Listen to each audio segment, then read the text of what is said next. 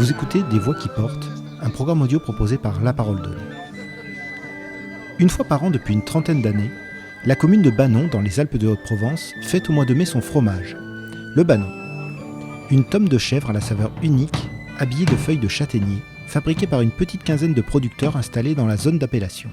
Michael Bossu, natif de Revès-des-Brousses, une commune jouxte en Banon, fait partie des 15 producteurs de cette rareté fromagère qui attire les gourmets. Dans cet entretien réalisé dans le cadre de la traditionnelle fête du Banon, Michael Bossu nous raconte sa passion pour ce fromage particulier, mais aussi les contraintes techniques qui entourent sa fabrication et les difficultés que lui et ses collègues rencontrent pour répondre à la demande beaucoup plus importante que l'offre. Voici l'histoire d'un fromage rare, appelé à le rester. Moi je suis Michael Bossu, je suis le président du syndicat d'initiative de Banon. Et puis je suis également, surtout, producteur fromager sur la commune de Revès-des-Brousses. On est mitoyen de Banon. Et donc oui, je suis né là-bas et j'y suis depuis que je suis né. Donc on est spécialisé dans la fabrication du Banon AOP. Et donc on en fabrique toute l'année depuis 2010. Voilà, donc ça fait 12 ans qu'on en fabrique. Et je suis président depuis 10 ans, je crois, du syndicat d'initiative. Michael Bossu, comment êtes-vous devenu producteur de fromage de Banon ? C'est les choses de la vie qu'on fait ça. Mes grands-parents étaient agriculteurs, mais ils n'ont jamais eu d'animaux. Et puis mon frère a eu cette lubie de vouloir mettre des chèvres. Alors au début, il avait un contrat laitier avec la fromagerie de Banon. Et moi, j'avais orienté mon cursus d'école en direction de l'agroalimentaire. Et du coup, je me suis orienté dans la formation en fromage pour faire la suite de la transformation de ce lait qui était produit. Donc de là, on a créé un GAEC à 3 associés, avec mon frère et ma belle-sœur. Et on s'est spécialisé dans le Banon parce qu'on en est tombé amoureux, parce que c'est un fromage qui est complexe, mais qui est tellement bon et qui est vraiment... C'est notre terroir, hein. C'est ici, le Banon, c'est la région, c'est la Haute-Provence. Quelle qualité faut-il avoir pour devenir éleveur de chèvres et producteur de fromage ? Non, c'est sûr, le Banon, c'est vraiment très particulier. Il faut être équipé, il faut avoir des bonnes conditions de transformation. Ça, c'est très important. Parce que le Banon, il ne se fait pas tout seul. Et si on n'a pas des bonnes conditions, on n'arrive pas à avoir une régularité qui est importante. C'est important d'essayer d'être régulier et d'avoir un fromage qui varie un petit peu selon les saisons, mais qui aura quand même des caractéristiques assez similaires tout au long de l'année. Et c'est aussi ce que recherchent les gens, c'est d'avoir un produit de qualité tout au long de l'année. Et c'est très dur à obtenir en Banon. Nous, on a essayé de s'y atteler et c'était un peu l'objectif, quoi. De la régularité et quelque chose de bon tout le temps. Qu'est-ce qui différencie le Banon des autres fromages de chèvre ? Déjà, la plupart des fromages de chèvre, c'est ce qu'on appelle des lactiques. Alors, ils ont des goûts tous différents, mais c'est toute la même fabrication. Là, on a une fabrication qui n'a rien à voir avec le lactique. C'est ce qu'on appelle une pâte molle à croûte fleurie. La fabrication n'a rien à voir. Et puis, la mise sous feuille. Déjà, c'est une opération qui est très minutieuse et qui prend beaucoup de temps. Et ça change complètement le mode d'affinage du fromage. On va conserver de l'eau, donc on va garder du crémeux, on va garder du coulant, on va garder de l'humidité dans le fromage. Et du coup, on a un développement d'arôme qui est plus important que dans beaucoup d'autres fromages. Que sait-on de l'histoire de ce fromage ? Précisément, on ne le sait pas, mais il y a une anecdote qui raconte qu'il y a un empereur qui en serait mort pour en avoir trop mangé. Autant vous dire que ça commence à dater. Et puis après, on retrouve des traces tout au long de l'histoire de la Provence, de cet emballage, qu'à l'époque, on n'avait pas d'emballage, donc il fallait en trouver un, et c'était le mode d'ici de conserver les fromages pour en avoir en hiver. Le Banon d'hier était-il différent du Banon d'aujourd'hui ? Je pense qu'ils sont moins corsés. À l'époque, on avait l'habitude de manger de la cachaille. C'était des fromages très corsés, très, très aillés, très forts, qu'on mangeait avec qu'on buvait avec des rouges fermiers, quoi, du vinaigre amélioré. Donc on avait l'habitude de consommer ça. Des fromages comme ça, le problème c'est que 80% de la population n'en mangerait pas. Donc on recherche à avoir un fromage qui soit un peu moins typique, au moins au début, parce qu'après on gagne en goût, hein. Plus on le laisse s'affiner, plus on va gagner en goût. Mais au moins au début qu'il soit consommable par le plus grand nombre. Qu'apporte au fromage son habillage de feuilles de châtaignier ? D'une part, ça apporte de la couleur, parce que le fromage, les tanins de la feuille se transmettent sur le fromage. Quand on ouvre le fromage, il est une couleur un peu mordorée, un peu marron, très typique. Et on voit les nervures de la feuille qui se sont imprégnées sur le fromage. Et ça apporte aussi, ça change, ce que je vous disais, ça change le mode d'affinage. Donc on va avoir un fromage qui est conservé en hermétique, comme s'il était dans une boîte, il ne sèche plus. Donc on va garder toute l'humidité, donc on va garder beaucoup de crémeux, de coulant. Et ça permet aussi de développer des arômes de sous-bois, de champignons, qu'on n'arrive pas à avoir sur d'autres fromages sans cette feuille de châtaignier. Pourquoi plus particulièrement la feuille de châtaignier ? Parce qu'il y en a ici, c'est tout simple. De toute façon, beaucoup de fromages ou beaucoup de fabrication, c'est parce qu'on utilisait ce qu'il y avait sur place. Là, il y a des châtaigneraies. La feuille de châtaignier est grande et elle est large, donc c'était pratique de les emballer dedans. C'est aussi simple que cela. Existe-t-il une méthode particulière pour réaliser cet emballage en feuille de châtaignier ? Non, je ne crois pas qu'il y ait un principe. Après, maintenant, nous, c'est un petit peu standardisé pour pas que ça mette du temps, parce qu'il faut compter une minute par fromage. Combien de feuilles en moyenne par fromage ? Ça dépend de la taille des feuilles. Des fois, on a des grosses feuilles, on va mettre 4 feuilles. Des fois, elles sont plus petites, on va arriver jusqu'à 8 feuilles, 8-9 feuilles. Ça demande une dextérité importante. Et puis ensuite, quand les feuilles sont installées, il faut mettre ce brin de raffia. Et ça, c'est une autre histoire. Ah ouais, moi, je ne suis pas dégourdi pour faire ça. Hein. C'est pas moi qui m'occupe de ça. Et moi, je mets le double ou le triple de temps. Et c'est pas toujours une réussite. Quelle est la période de production du fromage de Banon ? À l'époque, c'était à l'automne pour garder du fromage en hiver. Les feuilles de châtaignier, elles tombaient à l'automne. On utilisait ces feuilles pour les emballer et on les gardait. On avait de la protéine animale pour l'hiver. C'était une technique de report. Maintenant, la saison, elle commence au début de la saison de lactation, hein, au printemps. Et elle se finit durant l'hiver. Voilà, c'est aussi simple que ça. On peut donc trouver du fromage de Banon quasiment toute l'année ? Oui, tout à fait. Comment les 4 saisons rythment-elles l'année de production du Banon ? Il y a surtout quelques périodes qui sont importantes. La période des mises bas, c'est au printemps. Ça dure une quinzaine de jours, c'est très intense. Il faut s'occuper des cabriques, leur apprendre à téter, et ensuite on remet en lactation. Donc c'est le début de la traite. On trie les chèvres, le colostrum. Là, c'est une période assez intense. Ensuite, au niveau de la fabrication, on a un pic de lactation au mois de mai. Là, c'est au moment de la période de la fête du fromage, où on va fabriquer d'autres fromages pour avoir un petit peu du fromage l'été, des pâtes pressées, des choses comme ça. Ensuite, il y a la saison des fourrages.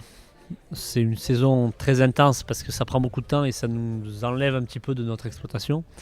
On est sur le tracteur de nombreuses heures. Et puis ensuite, la saison, elle se continue tranquillement jusqu'à l'hiver, quoi. Il y a la période de ramassage des feuilles de châtaignier aussi. Ça, c'est une semaine et nous, ça nous prend pas mal de temps. On s'y met à nombreux. Il faut ramasser toutes les feuilles.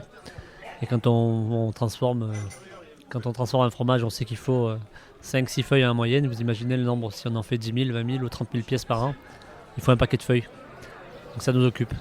Comment parvenez-vous à protéger le fromage de Banon contre les contrefaçons ? Est-ce que l'appellation est suffisante ? L'appellation, elle a été obtenue en 2003. La démarche, elle avait commencé dans les années 90. Il a fallu plus de 10 ans pour obtenir ce label. Et il a fallu faire un cahier des charges. Donc il a fallu faire des choix. Effectivement, à l'époque, on emballait un peu tout dans des feuilles de châtaignier. Et tout pouvait s'appeler du Banon. Là, il a fallu choisir un cahier des charges. Il a été retenu la technique du cahier doux, parce que c'est une technique qui est utilisée dans les régions chaudes comme chez nous, et qui était peut-être plus adaptée au climat. Certains, ça ne leur convient pas, mais il a fallu faire des choix et on ne pouvait pas mettre toutes les races, parce qu'effectivement à l'époque, du lait de brebis, du lait de vache, même s'il y avait très peu de vaches, pouvait être emballé dans des feuilles de châtaignier et on pouvait appeler ça du Banon. C'était vraiment la mise sous feuille, c'était déplié, quoi. Donc maintenant, le Banon est reconnaissable par son étiquette qui est apposée à l'extérieur des feuilles de châtaignier et qu'on ne peut pas, qui n'est pas confondable avec d'autres productions. Existe-t-il encore des fromages de Banon contrefaits ? Si, moi dans ma commune, il y a des gens qui font du plié. Ils plient du lactique et c'est toujours un peu ambigu et c'est dommage que ces gens ne rentrent pas dans l'AOC. Mais c'est un cahier des charges, c'est des contraintes plus que de fabriquer un fromage plus classique et de l'emballer dans des feuilles. Voilà. Ils n'ont pas les avantages du label, mais ils n'ont pas les inconvénients du label. Avez-vous les moyens de lutter contre ces productions illicites ? Non, il y avait eu un procès à une époque d'une entreprise dromoise qui vendait ça sous le label Banon, des fromages au lait de vache emballés dans les feuilles de châtaignier. Et mis à part l'utilisation Banon, l'interdiction n'a pas été prononcée sur l'utilisation des feuilles de châtaignier. C'était pas protégé, malheureusement. Après, il n'y a pas une concurrence énorme au niveau du marché du Banon. Mais on aime bien que les gens soient labellisés. Et c'est important pour la vie du syndicat du Banon aussi. Combien êtes-vous de producteurs dans l'appellation ? On est une quinzaine, ce qui n'est pas énorme par rapport au nombre de producteurs de fromage de chèvre. Mais c'est ce qui s'explique en grande partie par la complexité de ce fromage. C'est pas évident de faire un bon Banon. À quoi ressemble le territoire de l'appellation ? Le territoire il s'étend sur 184 communes. Une grande partie des Alpes de Haute-Provence, mais ça dépasse sur la Drôme provençale, sur les Hautes-Alpes, un petit peu. Ça descend un tout petit peu sur le Vaucluse également. Donc on a vraiment une zone qui est assez grande, qui représentait beaucoup la Haute-Provence un peu aride. Ça exclut la zone de Manoskin qui est à l'irrigation et beaucoup trop fertile en fait pour la chèvre, pour le Banon. Que représente cette fête du Banon pour les producteurs de fromage ? L'avantage de ce fromage, c'est qu'il a le nom de la commune. Et du coup, on communique sur la commune, mais ça communique également sur le fromage. Beaucoup disent que c'est la fête du Banon, alors qu'il n'y a pas que ce fromage sur la foire et il y a bien d'autres productions, mais c'est aussi la fête du Banon. C'est un peu la vitrine de l'année. C'est le jour de l'année où il se vend le plus de Banon en France. C'est sans aucun doute ce jour-là qu'il se vend le plus de Banon. Toute région et tout confondu. Est-ce que le fromage de Banon s'exporte ? Il peut le supporter, le problème c'est un peu les volumes. Mis à part la laiterie, la grande laiterie qu'il y a sur l'appellation, ce sont beaucoup des producteurs fermiers.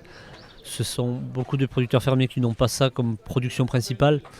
Et donc le Banon sort pas énormément déjà de la région, parce que c'est pas la demande qui manque, c'est l'offre.